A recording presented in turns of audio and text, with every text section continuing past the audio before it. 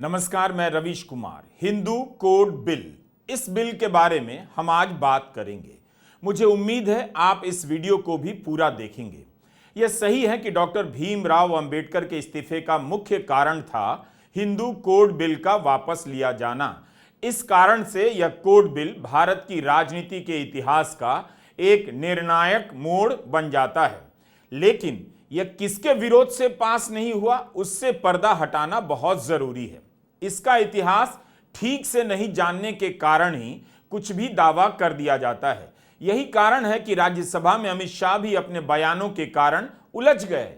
केवल वही गलती नहीं जिसे लेकर उनसे इस्तीफे की मांग की जा रही है, और भी गलती है उनके भाषण में। कांग्रेस आज भी अमित शाह के इस्तीफे की मांग को लेकर प्रदर्शन करती रही। समाजवादी पार्टी के नेताओं ने भी प्रदर्शन किया। राहुल गांधी ने किसे धक्का दिया, इसका वीडियो आज भी जारी नहीं हुआ। अब संसद सत्र समाप्त भी हो गया, तो क्या अमित शाह के बयान से ध्यान भटकाने का मकसद पूरा हो चुका है? वंचित बहुजन अघाड़ी के प्रकाश आंबेडकर ने तो ट्वीट किया है कि पद से इस्तीफा दे दीजिए वरना सड़क पर आंदोलन होगा। सबूत का पता नहीं, वीडियो का पता नहीं, और राहुल के खिलाफ FIR हो चुकी है। पूरा एक दिन गोदी मीडिया पर बवाल मचा कि राहुल ने धक्का मारा। किसी ने खुलकर साफ साफ नहीं कहा कि यह झूठ है। सब बैलेंस कर रहे थे और यह सवाल धीरे से पूछ रहे थे कि संसद भवन में हमला हुआ है तो CCTV फुटेज कहां है? अब तो घायल सांसदों के ICU में भी भर्ती होने को लेकर चटखारे लिए जा रहे हैं, सवाल उठ रहे हैं। FIR में लिखा है ICU में होने के कारण बयान दर्ज नहीं हो सका, जबकि सांसद जनाब कई नेताओं से मिलते हुए, मंत्रियों से मिलते हुए, बात करते हुए देखे जा सकते हैं। आज दोपहर राम मनोहर लोहिया अस्पताल का बयान आया कि दोनों की BP, CT, MRI सब नॉर्मल है, स्थिति बेहतर है, लेकिन ICU में है। अगर उनको लगता है कि FIR से आदरणीय राहुल गांधी जी झुक जाएंगे, ये उनकी गलतफहमी होगी। राहुल गांधी जी, कांग्रेस पार्टी, बाबा साहब अंबेडकर के प्रति जो अपमानजनक शब्दों का व्यवहार अमित शाह जी ने किया, उसके विपरीत हम आवाज उठाते रहेंगे और बुलंदी से आवाज उठाएंगे। झूठे FIR से हम पीछे हटने वाले नहीं। 19 दिसंबर को संसद परिसर में जो भी हुआ उसका मकसद अब दिखाई देने लगा है। तो ध्यान जहां से भटकाया गया था, हम वहां आपका ध्यान वापस लाना चाहते हैं। अमित शाह के भाषण पर, राज्यसभा में अमित शाह का भाषण बिल्कुल समग्रता से देखा जाना चाहिए। तब आपको और भी चीजें नजर आ जाएंगी जो छूट गई हैं। आप देख पाते हैं कि हिंदू कोड बिल के सहारे वे नेहरू पर हमला करते हैं, लेकिन टारगेट हो जाते हैं डॉक्टर अंबेडकर भी। ऐसा इसलिए भी है कि इस बिल से डॉक्टर अंबेडकर और नेहरू दोनों ही गहन रूप से जुड़े हुए हैं। आप दोनों को अलग नहीं कर सकते। इस बात को जरा ठीक से समझिए। नेहरू और अंबेडकर के बीच हिंदू कोड बिल को लेकर विरोध नहीं था, बल्कि इसके पास नहीं होने को लेकर विरोध था। दोनों ही इसके प्रावधानों के प्रति निष्ठावान हैं और इसमें यकीन रखते थे। विपक्ष का ध्यान अमित शाह के पूरे भाषण पर नहीं गया, क्योंकि हंगामा किसी और चीज को लेकर होने लगा। जिस हिंदू कोड बिल को डॉक्टर अंबेडकर और नेहरू प्रगतिशील बताते रहे, उस कोड को लेकर अमित शाह राज्यसभा में कहते हैं कि एक भी हिंदू रीति रिवाज का नामो निशान नहीं था। उनकी यह लाइन डॉक्टर अंबेडकर को भी टारगेट करती है, अकेले नेहरू को नहीं। जरा ठीक से सुन लीजिए। मान्यवर, इससे बड़ा छलावा नहीं हो सकता। मान्यवर, इससे बड़ा छलावा नहीं हो सकता। इन्होंने हिंदू कोड बिल भी ला दिया। हिंदू कोड बिल उठाकर देख लिए। हम तो नहीं चाहते कि हिंदू न्याय शास्त्र के आधार पर इस देश का कानून बने। अभी के जीवन के मूल्यों के आधार पर कानून बनना चाहिए, मगर हिंदू कोड बिल में एक भी पुरानी हिंदू न्याय व्यवस्था का कोई नामो निशान नहीं है। हिंदुओं को बुरा न लगे इसलिए मुस्लिम पर्सनल लॉ दिया तो सामान्य कानून को हिंदू कोड बिल बना दिया। तो एक तरफ अमित शाह कहते हैं हम नहीं चाहते हिंदू न्याय शास्त्र के आधार पर कानून बने, और फिर ये भी कहते हैं हिंदू कोड बिल में एक भी हिंदू परंपरा का नामो निशान नहीं। दोनों में कितना अंतर है? जब आप चाहते नहीं तो फिर इसे लेकर आरोप क्यों लगा रहे हैं? अब अमित शाह ही बता दें कि इसके जरिए वे किस पर निशाना साध रहे थे, नेहरू पर या डॉक्टर अंबेडकर पर। राज्यसभा में अमित शाह का वह पूरा भाषण इतिहास की समझ के हर पैमाने से उलझा हुआ है। अमित शाह कहते हैं हम तो नहीं चाहते हैं कि हिंदू न्याय शास्त्र के आधार पर इस देश का कानून बने। अमित शाह ने यह साफ नहीं किया कि हम कौन हैं यहां, ये कौन हम हैं जो नहीं चाहते हैं कि हिंदू न्याय शास्त्र के आधार पर देश का कानून बने। 1951 में जब हिंदू कोड बिल संसद में पेश हुआ तब हिंदूवादी संगठन, धार्मिक संगठन इसका जोरदार विरोध कर रहे थे और हिंदू रीति रिवाजों और शास्त्रों के मामले में हस्तक्षेप करने पर ऐतराज जता रहे थे। हिंदू महासभा ने उस समय संसद का घेराव किया था। श्यामा प्रसाद मुखर्जी ने भी इसका विरोध किया था, जिन्होंने जनसंघ की स्थापना की थी। इंडियन एक्सप्रेस में वरिष्ठ पत्रकार इंदर मल्होत्रा का एक लेख 2009 का मिला, आज से 15 साल पहले का। इसमें वे लिखते हैं कि श्यामा प्रसाद मुखर्जी 1947 से 1950 तक नेहरू कैबिनेट का हिस्सा थे। इस दौरान वे हिंदू कोड बिल के खिलाफ एक शब्द नहीं बोलते हैं, लेकिन 1951 में कहते हैं इस बिल से हिंदू संस्कृति बर्बाद हो जाएगी। तब तक उन्होंने जनसंघ की स्थापना कर ली थी। यही जनसंघ बाद में बीजेपी बना। इंदर मल्होत्रा लिखते हैं कि ये लोग जितने घोर विरोधी थे उतने ही घोर समर्थक थे नेहरू और उनके अत्यंत ही काबिल कानून मंत्री BR अंबेडकर। कोई तो अमित शाह से पूछता कि हिंदू कोड बिल के कारण अंबेडकर को इस्तीफा देना पड़ा, लेकिन इस बिल का विरोध श्यामा प्रसाद मुखर्जी, जनसंघ और हिंदू महासभा ने किया। क्या ठीक किया? कोई तो अमित शाह से यह भी पूछता कि दिसंबर 1949 में रामलीला मैदान में, दिल्ली के रामलीला मैदान में नेहरू और डॉक्टर अंबेडकर के पुतले को किन लोगों ने जलाया? क्या ठीक किया? क्या आरएसएस के लोग उसमें नहीं थे? जनसंघ, हिंदू महासभा और राम राज्य परिषद के लोग नहीं थे? लेकिन क्या आपने कभी इस पर सोचा है कि नेहरू और डॉक्टर अंबेडकर के पुतले एक साथ क्यों जलाए गए? क्योंकि तब हिंदू महासभा, आरएसएस, हिंदूवादी संगठन नेहरू और डॉक्टर अंबेडकर दोनों को ही हिंदू कोड बिल के लिए जिम्मेदार मानते थे। हम पहले नेहरू की बात करेंगे और फिर डॉक्टर अंबेडकर की भी। 1931 के कराची अधिवेशन में ही जब कांग्रेस ने मौलिक अधिकारों पर एक प्रस्ताव पास किया तो उसमें लैंगिक समानता की अवधारणा को जगह मिल चुकी थी। लैंगिक समानता मतलब स्त्री पुरुष की बराबरी। जिस कमेटी ने इसे जगह दी उसके चेयरमैन थे जवाहरलाल नेहरू। 1940 के बाद से नेहरू हिंदू कोड बिल को लेकर समर्थन करने लग जाते हैं। डिस्कवरी ऑफ इंडिया में नेहरू ने लिखा है कि जब ब्रिटिश आए उस समय रीति रिवाजों को ही हिंदू कानून मान लिया जाता था। ये रीति रिवाज बहुत लचीले भी थे और इनमें काफी अंतर भी था। अंग्रेजों ने इस आधार पर जो फैसले देने शुरू किए, उन्हीं फैसलों का उदाहरण देते हुए आगे के फैसले लिए जाने लगे। लेकिन इससे हुआ यह कि जो पुरानी चीजें थीं वही फिर से स्थापित होती चली गईं। ब्रिटिश सरकार को अपने लिए समर्थन चाहिए था, इसलिए वह रूढ़िवादी परंपराओं को बदलना नहीं चाहती थी, लेकिन इसमें बदलाव तो करना पड़ेगा।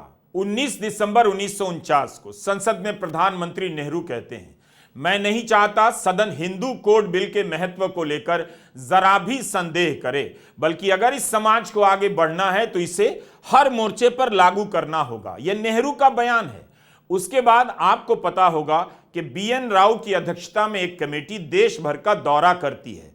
आप इस हिंदू कोड बिल के बनने की प्रक्रिया को देखेंगे तो हैरान हो जाएंगे कि उस समय यह कमेटी सैकड़ों हजारों लोगों से संपर्क करती है।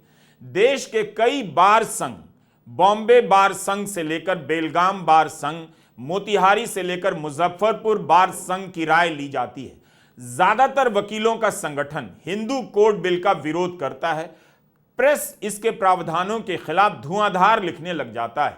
धार्मिक संगठन विरोध करते हैं कि हिंदू कोड बिल धार्मिक स्वतंत्रता के मामले में हस्तक्षेप है, इसे पास नहीं होना चाहिए। यह सारा जिक्र हमें चित्रा सिन्हा की किताब से मिला जो ऑक्सफोर्ड यूनिवर्सिटी प्रेस से 2012 में छपी, debating patriarchy the Hindu code bill controversy in India 1941-1956।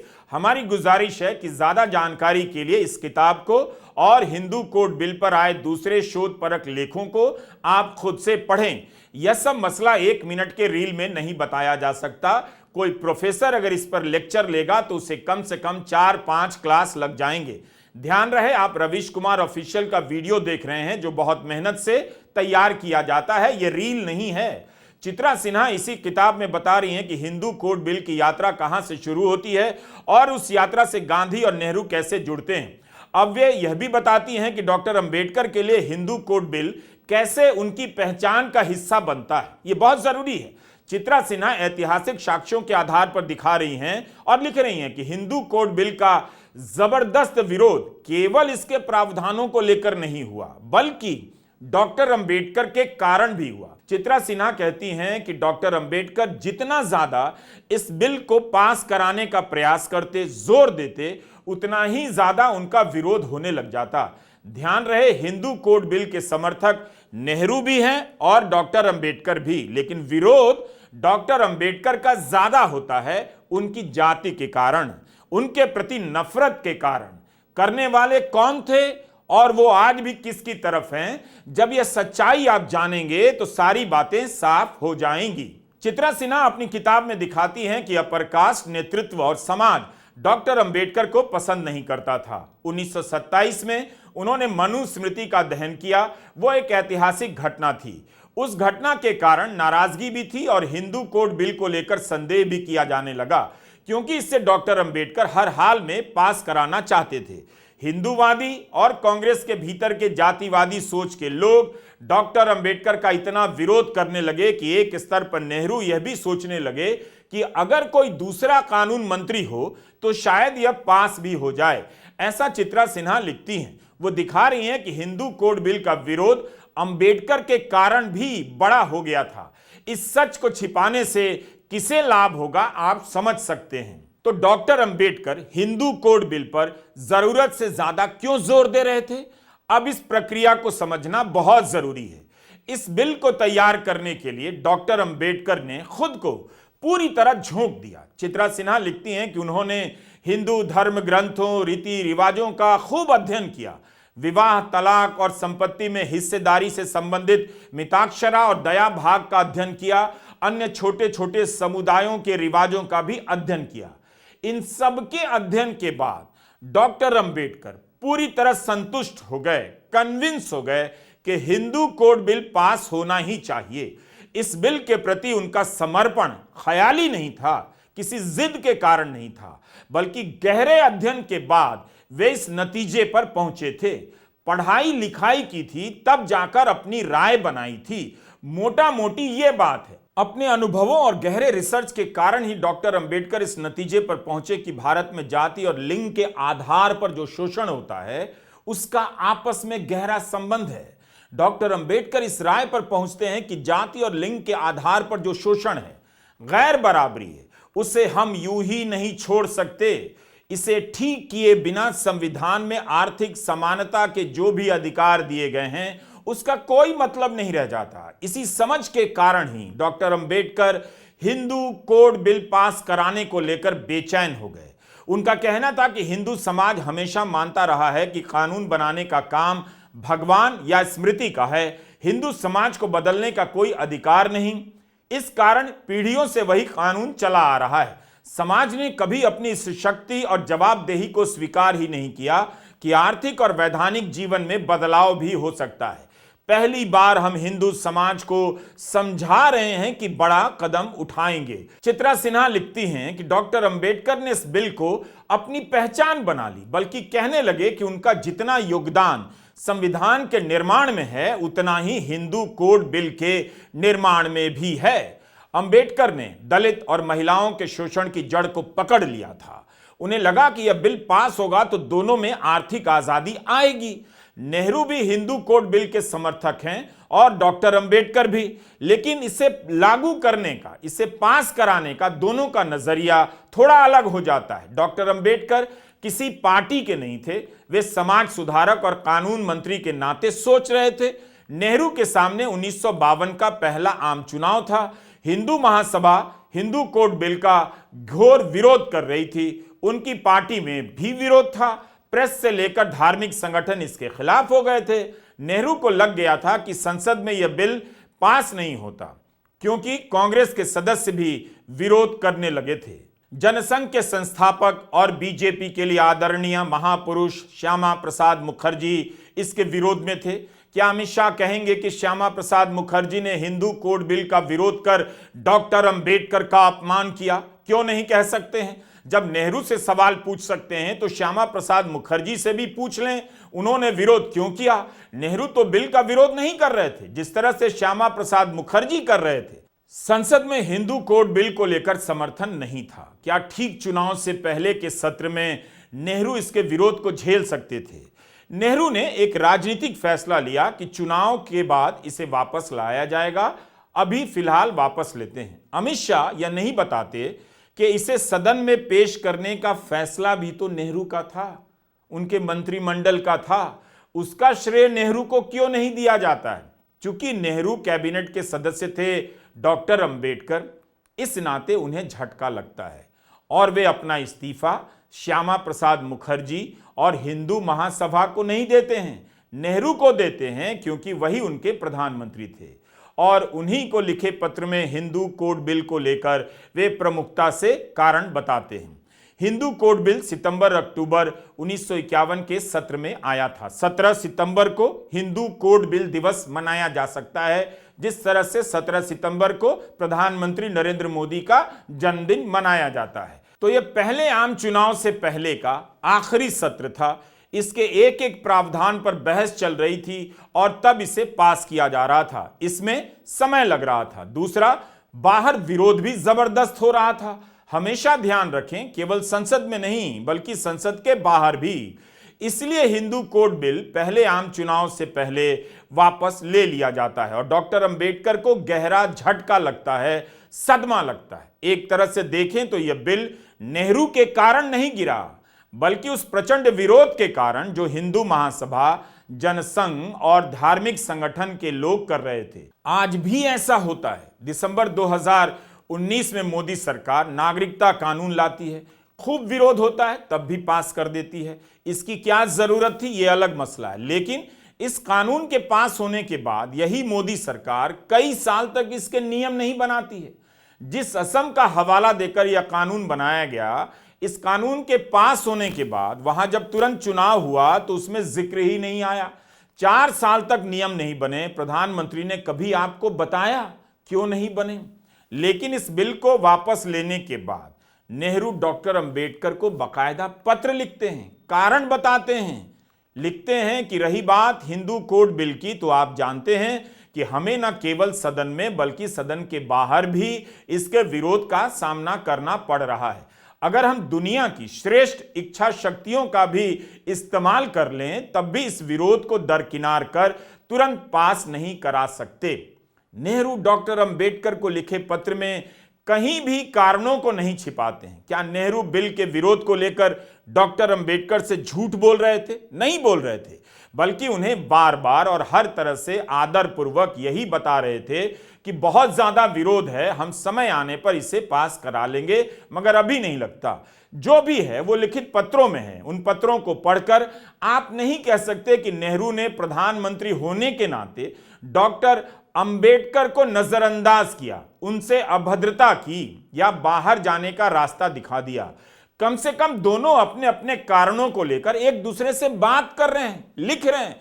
इस तरह से नेहरू ने नहीं कहा जिस तरह से अमित शाह ने कह दिया राज्यसभा में। नेहरू ने कभी भी झुंझलाते हुए कुछ नहीं कहा, बल्कि अपनी बात कहते हैं, वो भी अंबेडकर को लिखकर। मान्यवर, अभी एक फैशन होगा है अंबेडकर अंबेडकर अंबेडकर अंबेडकर अंबेडकर अंबेडकर। इतना नाम अगर भगवान का लेते हैं तो 7 जन्मों तक स्वर्ग मिल जाता। अमित शाह को शिकायत है कि यह हिस्सा काट छांट कर दिखाया गया, लेकिन यह हिस्सा तो उन्हीं का बोला हुआ है और जितना भी दिखाया जा रहा है वो तो सही है। हाँ, जिस हिस्से को नहीं दिखाने की बात अमित शाह कर रहे हैं, इसके आगे के हिस्से को हमने वो हिस्सा भी अपने पहले के वीडियो में दिखाया है और यह भी बताया है कि उस हिस्से में भी उन्होंने कई जानकारियां भ्रामक तरीके से पेश की हैं, बहुत सारी गड़बड़ियां हैं। अगर आप अमित शाह का पूरा भाषण सुनना चाहते हैं तो संसद टीवी के YouTube चैनल पर आप जाकर सुनिए, फिर हमारा उनके भाषण को लेकर 3 वीडियो भी देखिए, आपको काफी कुछ जानने को मिलेगा। नेहरू 1952 का चुनाव जीत जाते हैं, लेकिन वे हिंदू कोड बिल को नहीं भूलते। भले ही हिंदू कोड बिल समग्र रूप से उस तरफ पास नहीं हुआ, लेकिन उसके कई हिस्सों को अलग अलग एक्ट के रूप में पास किया गया, जिसे आप हिंदू मैरिज एक्ट के नाम से जानते हैं, हिंदू सक्सेशन एक्ट के नाम से जानते हैं, हिंदू एडॉप्शन एक्ट के रूप में जानते हैं। 10 मई 1954 को कानून मंत्री चारू चंद्र बिस्वास इसे सदन में पेश करते हैं। नेहरू के जीतने पर हालात बदल जाते हैं। कानून मंत्री बिस्वास कहते हैं 1948 से देश भर से टेलीग्राम आने लगे थे कि हिंदू कोड बिल पास ना किया जाए। 1952 के बाद टेलीग्राम आने लगे हैं कि इसे जल्दी पास किया जाए। उसके बाद भी इसे पास होने में कई साल लगे। तब तक एक और कानून मंत्री आते हैं, हरि विनायक पटस्कर इस बिल के संदर्भ में एक बात कहते हैं जो ठीक वही बात है जो डॉक्टर अंबेडकर कहा करते थे। हरि विनायक पटस्कर अपने भाषण में कहते हैं, यह क्यों इतना जरूरी है कि 2000 साल पहले जो कुछ स्मृतियों में लिखा गया है उसी को खोजा जाए। सदियों पहले का पुरातन कानून आज वजूद में नहीं है और उसे किसी भी कारण से पुनर्जीवित नहीं किया जा सकता है। पटस्कर का यह बयान डॉक्टर अंबेडकर की भावना से क्या अलग है? साफ है कि नेहरू भी हिंदू कोड बिल को लेकर प्रतिबद्ध थे। इस पर बहस हो सकती है कि डॉक्टर अंबेडकर का लाया हिंदू कोड बिल उसी रूप में पास हुआ या नहीं, लेकिन इसे लेकर दो राय नहीं हो सकती कि नेहरू ने इसे भुला दिया। इस बार नेहरू अलग रणनीति अपनाते हैं, समग्र रूप से हिंदू कोड बिल नहीं लाते, अलग अलग खंडों में पेश करते हैं। यह उनकी राजनीतिक समझ थी कि जिसका विरोध हो रहा है उसे दूसरे तरीके से जनता के बीच लाया जाए। तब से लेकर आज तक वही कानून चला आ रहा है। हम इस वीडियो में हिंदू कोड बिल के प्रावधानों को लेकर बात नहीं कर रहे, क्योंकि उस पर अलग से विस्तार से बात करनी पड़ेगी। बस इतना बता रहे हैं कि विवाह और तलाक अधिनियम, संपत्तियों में बेटियों की हिस्सेदारी से जुड़े प्रावधानों को लेकर जबरदस्त विरोध हुआ था। ये सारे क्रांतिकारी बदलाव थे। जाहिर है रूढ़िवादी समाज में हलचल मचनी थी। नेहरू ने उस समय समाज को थोड़ा वक्त दिया और बाद में इसे पास करा लिया। अमित शाह को संसद में यह भी बताना चाहिए था कि 2005 में मनमोहन सिंह की सरकार ने हिंदू उत्तराधिकार कानून में संशोधन किया और बेटियों को पिता की संपत्ति में अधिकार दे दिया। विधवा स्त्री को अपने दिवंगत पति की और पैतृक संपत्ति में अधिकार दे दिया। अमित शाह को यह भी देखना चाहिए, जिस नेहरू का नाम लेकर वे राहुल गांधी और प्रियंका गांधी को घेरते हैं, वही प्रियंका गांधी और राहुल गांधी डॉक्टर अंबेडकर पर उनके बयान को लेकर उनसे इस्तीफे मांग रहे हैं और जय भीम के नारे लगा रहे हैं। डॉक्टर अंबेडकर कभी कांग्रेस के सदस्य नहीं रहे, कांग्रेस से उनका विरोध रहा। आज डॉक्टर अंबेडकर की तस्वीर और उनके नाम से बने नारे कांग्रेसी नेताओं की जुबान पर हैं। कांग्रेस के अध्यक्ष मल्लिकार्जुन खड़गे जय भीम का नारा लगा रहे हैं, प्रियंका गांधी भी।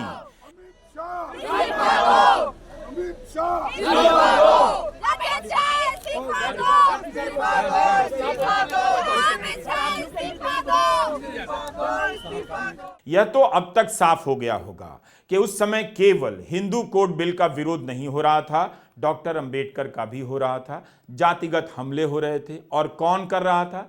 वीडियो पूरा देखिए, दोबारा देखिए, आपको तमाम लेख मिल जाएंगे। 12 दिसंबर 1949 को आरएसएस के कार्यकर्ताओं ने दिल्ली में डॉक्टर अंबेडकर और नेहरू का पुतला जलाया। आरएसएस इसका विरोध कर रहा था। रामचंद्र गुहा की किताब इंडिया आफ्टर गांधी का हवाला हम पहले दे चुके हैं। 19 दिसंबर 2024 के इंडियन एक्सप्रेस में यशी ने भी लिखा है, ऑर्गेनाइजर ने इस बिल का विरोध किया। 2 नवंबर 1949 को अपने एक लेख में इसे हिंदुओं की आस्था पर सीधा हमला बताया। लिखा गया कि किसी महिला को तलाक देने का अधिकार हिंदू विचारधारा के खिलाफ विद्रोह है। डॉक्टर अंबेडकर ने हिंदू कोड बिल के कारण नेहरू कैबिनेट से इस्तीफा दिया। फैक्ट है, नेहरू से उनका विरोध था, इसे लेकर बीजेपी खूब बोलती है, लेकिन इस पर क्यों नहीं बोलती कि उनके 1951 में इस्तीफा देने, 1956 में उनके निधन के 10 साल बाद 1966 में जब आरएसएस के प्रमुख एमएस गोलवलकर एक किताब लिखते हैं बंच ऑफ थॉट्स, तो संविधान के प्रति अपनी नापसंद जाहिर करते हैं, आलोचना करते हैं कि इसमें भारतीयता के तत्व नहीं हैं, यहां वहां से जोड़कर इसे बनाया गया है। धीरेन्द्र कुमार झा ने गोलवलकर पर शानदार किताब लिखी है, उम्मीद है आपने खरीद ली होगी और पढ़ना शुरू कर दिया होगा। सावरकर की भी संविधान के बारे में यही राय है कि भारत के नए संविधान में भारतीयता नहीं है। राहुल गांधी ने लोकसभा में सावरकर का हवाला दिया, इतना राहुल पर हमला होता है, कम से कम इस बात पर जवाब दे दिया जाता। Do you get my point? And I want to start my speech by quoting what the supreme leader, not of the BJP, but of the modern interpretation of the ideas of the RSS has to say about the Constitution of India and about how he thinks India should be run. The worst thing about the Constitution, the worst thing about the Constitution of India is that there is nothing Indian about it. Manusmriti is that scripture which is most worshipable after Vedas for our Hindu nation, and from which our ancient times have become the basis of our culture, customs, thought and practice. This book for centuries has codified the spiritual and divine march of our nation. Today, Manusmriti is law. These are the words of Savarkar. Mr. Savarkar has clearly stated in his writings that there is nothing Indian about our constitution. और अब जब बात सम्मान अपमान की हो रही है तो एक और बात बताना चाहता हूं और बीजेपी से पूछना चाहता हूं कि वाजपेयी कैबिनेट के मंत्री अरुण शौरी ने जो किताब लिखी थी उस पर आज अमित शाह और नरेंद्र मोदी और मोहन भागवत क्या कहना चाहेंगे। इसका नाम है वर्शिपिंग फॉल्स गॉड अंबेडकर। अगर यही अरुण शौरी मनमोहन सिंह की सरकार में मंत्री होते, इस नाम से किताब लिखते, तो बीजेपी रोज प्रदर्शन करती कि कांग्रेस अंबेडकर को नकली देवता बता रही थी। अमित शाह इसी किताब को संसद में दिखा रहे होते। आज अरुण शौरी बीजेपी से बाहर हैं, लेकिन किताब लिखने के बाद तो मंत्री बनाए गए, कभी तो हीरो हुआ ही करते थे। डॉक्टर अंबेडकर के संविधान के प्रति आरएसएस का क्या नजरिया रहा है, यह सब दस्तावेज के रूप में मौजूद है। इन तथ्यों को आप भीड़ के दम पर गायब नहीं कर सकते, हंगामों के शोर में पीछे नहीं कर सकते। इतिहास कलम से लिखा जाता है, लाठी से नहीं। 13 अप्रैल 2024 को बीजेपी के महासचिव राम माधव ने इंडियन एक्सप्रेस में हिंदू कोड बिल के वास्तुकार डॉक्टर अंबेडकर पर एक लेख लिखा। वे इस लेख में डॉक्टर अंबेडकर के योगदान को स्वीकार कर रहे हैं, उसकी बात कर रहे हैं। तो ये कौन है जो स्वीकार नहीं कर रहा था? इस लेख में सावरकर या श्यामा प्रसाद मुखर्जी का जिक्र क्यों नहीं आया कि वे विरोध कर रहे थे? राम माधव इस लेख में कांग्रेस के भीतर के गुटों और करपात्री महाराज की पार्टी का जिक्र करते हैं कि उन्होंने विरोध किया। इस लेख में राम माधव क्यों नहीं लिखते कि हिंदू महासभा ने, जनसंघ ने हिंदू कोड बिल का विरोध किया? रामचंद्र गुहा जो दिखा रहे हैं कि ऑर्गेनाइजर ने इसके विरोध में संपादकीय लिखा है। आरएसएस ने नेहरू और अंबेडकर का पुतला जलाया, उस पर राम माधव क्यों नहीं लिखते हैं? एक ही अखबार है इंडियन एक्सप्रेस, जिसमें इसी साल 13 अप्रैल को राम माधव का लेख छपता है और उसी अखबार में 19 दिसंबर को यशी की रिपोर्ट। इसी के साथ इसी अखबार में छपा 15 साल पुराना इंदर मल्होत्रा का लेख भी मिलता है। इन तीनों को ही मिलाकर आप पढ़ेंगे तो पता चलेगा कौन इतिहास से अपनी सुविधा के हिसाब से तथ्यों को निकाल रहा है और यहां वहां से लाकर जोड़ रहा है। नेहरू ने तो कभी हिंदू कोड बिल का विरोध नहीं किया। आप चाहें तो डॉक्टर अंबेडकर को लिखे उनके कई पत्रों को पढ़ सकते हैं। उन पत्रों में नेहरू हिंदू कोड बिल तैयार करने में उनके योगदान को साफ साफ स्वीकार करते हैं, इसे हर हाल में पास कराने का वादा करते हैं। नेहरू ने तो संविधान के निर्माण में भी उनके योगदान की सराहना की है। एक और तथ्य है, नेहरू को चिंता थी कि हिंदू कोड बिल के कारण चुनाव में उन्हें परेशानी होगी। नेहरू फूलपुर से चुनाव लड़ रहे थे। उस दौरान उन्होंने अपने एक चुनावी भाषण में कहा, मैं चुनाव जीतूं या हारूं, हिंदू कोड बिल मैं पास करवा कर रहूंगा। मैं सिर्फ हिंदू कोड के मामले पर चुनाव लड़ने को तैयार हूं। मैं ब्रह्मचारी जी को यह लिखकर दे सकता हूं। नेहरू ने यह क्यों कहा था? क्योंकि उस समय जनसंघ, हिंदू महासभा और करपात्री महाराज की राम राज्य परिषद ने नेहरू के खिलाफ साझा उम्मीदवार उतारा, जिनका नाम था प्रभुदत्त ब्रह्मचारी। क्रिस्टोफर जेफरलॉट की एक किताब है the Hindu nationalist movement in India. यह किताब 1996 में आई है। इसमें लिखते हैं कि 1950 में ही प्रभुदत्त ब्रह्मचारी गोलवलकर के बहुत करीब हो जाते हैं। हिंदू कोड बिल से संबंधित सारी बातें आपको बता दी। हम बिल्कुल ऐसा दावा कभी नहीं करेंगे। इस वीडियो से आपको इसकी झलक जरूर मिलती है कि हिंदू कोड बिल पर नेहरू और डॉक्टर अंबेडकर एक मत थे। डॉक्टर अंबेडकर का उससे लगाव थोड़ा अलग था, बहुत ज्यादा था, क्योंकि उसे बनाने में उन्होंने खुद को झोंक दिया था। लेकिन हिंदू कोड बिल के प्रति नेहरू की भी निष्ठा किसी भी तरह से कम नहीं थी। बस वे एक राजनेता की तरह एक सही अवसर की तलाश कर रहे थे। यह भी सच है कि नेहरू और डॉक्टर अंबेडकर के बीच कई मुद्दों पर असहमतियां थीं, लेकिन यह भी सच है कि दोनों ने एक दूसरे के साथ सम्मान पूर्वक व्यवहार किया।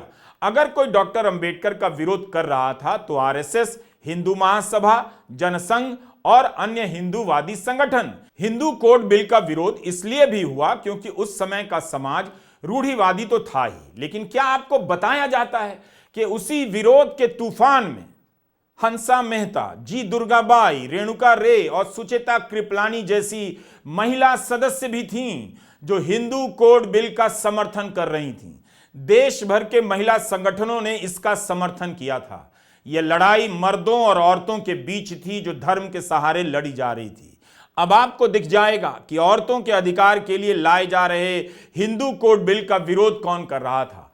औरतों को देवी मानने वाले या औरतों को इंसान और नागरिक समझने वाले। नमस्कार, मैं रविश कुमार।